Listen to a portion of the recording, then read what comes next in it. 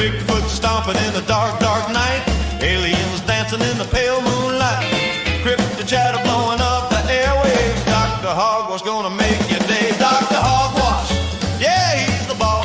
Taking all the secrets and scrubbing off the gloss. Dr. Hogwash, awesome. Turn it up loud. The truth is stranger and it's drawing a crowd. Oh, Sasquatch tracks, Roswell facts, tinfoil hats. Dr. Hogwash got your back. Dr. Hogwash, oh yeah, don't stop.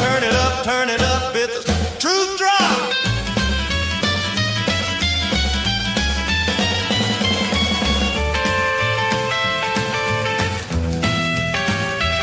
Dr. Hogwash, oh yeah, don't stop. You ready now? Let's go pop, pop, pop.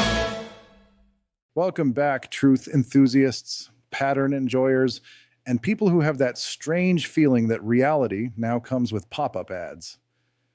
I'm your host, Dr. Hogwash, broadcasting live from a secure, undisclosed location beneath reality, where the Wi-Fi is weak, but the skepticism is strong. Today's episode is a how-to guide, not on baking sourdough, not on optimizing your sleep cycle, but on something far more relevant to modern life: how to spot a psyop. Now don't worry, this is not an episode about tinfoil hats, lizard people, or decoding messages hidden in cereal box mascots. This is about psychological operations, real ones, documented ones, used by governments, corporations, media organizations, and intelligence agencies for decades. And here's the twist: they're no longer rare. They're no longer wartime only. They're no longer subtle. They're baked into the system. So today, we're going to talk calmly, clearly, and without screaming into the void about how psyops actually work and how you can recognize them when they're happening in real time. Let's begin. Segment 1, what a psyop actually is. First, let's define the term, because psyop has been abused into meaning everything from coordinated messaging to my aunt's Facebook post.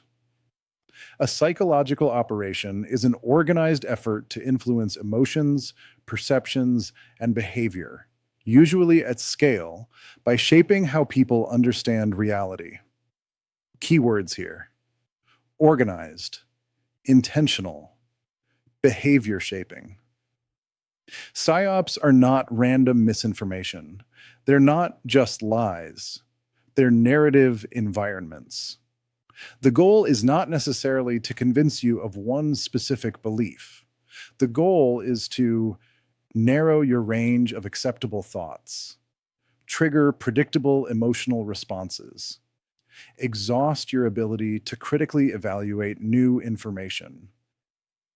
If you feel confused, angry, polarized, or hopeless, but can't quite explain why, you're already in psyop territory. Segment 2.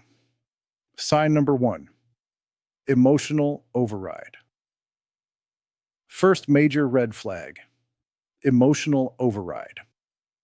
If a story, event, or narrative makes you instantly angry, demands immediate moral alignment, punishes hesitation or nuance, you should slow down. Psyops work best when thinking is replaced with reacting.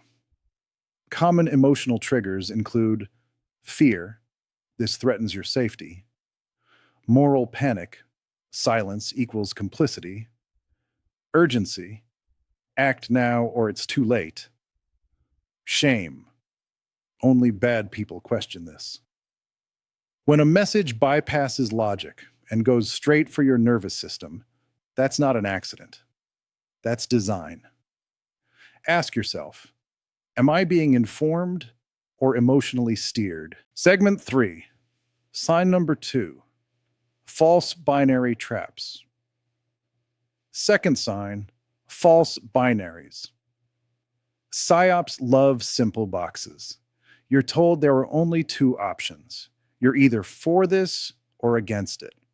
You're either with us or the enemy. You either believe the official version or you're dangerous. Reality is almost never binary. When nuance disappears, Manipulation has entered the chat. Watch for phrases like, "There's no debate," "The science is settled," about social or political behavior. Only extremists think otherwise. Complex issues flattened into moral cartoons are a hallmark of psychological operations. Segment 4. Sign number 3. Coordinated messaging. Third sign, sudden narrative synchronization. This one's subtle but powerful. If you notice, the same phrases appearing everywhere. Identical framing across different outlets. Talking points spreading faster than evidence. That's not coincidence. That's coordination. This doesn't require a secret meeting in a volcano lair. It often happens through press briefings, institutional incentives, algorithmic amplification, pre-approved language kits. When language becomes uniform, thought usually follows. A psyop doesn't need to censor everything.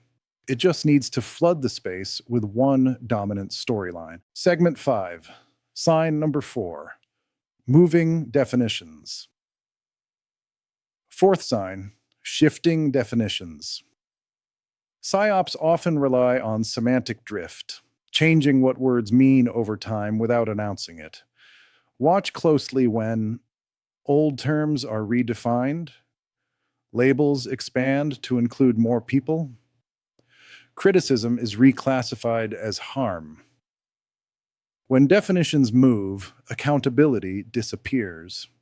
If you feel like you're arguing with someone but can't agree on what words mean anymore, that's not a failure of communication. That's a feature. Segment 6. Sign number 5. Expert shields and authority flooding. Fifth sign, authority saturation. Psyops often hide behind, experts say, officials confirm, sources close to the matter. Not names, not data, not transparency, just authority as a shield. This doesn't mean experts are wrong.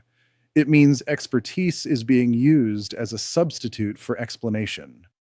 Healthy systems invite scrutiny. Psyops discourage it. If questioning authority is framed as immoral rather than incorrect, something's off. Segment 7. How to protect yourself. So what do? You don't panic. You don't retreat into cynicism. And you don't assume everything is a psyop. Instead, slow your reactions. Separate emotion from information. Look for incentives, not villains. Ask who benefits from belief, fear, or division. Allow uncertainty without rushing to conclusions. Critical thinking isn't rejecting narratives, it's withholding allegiance until evidence earns it.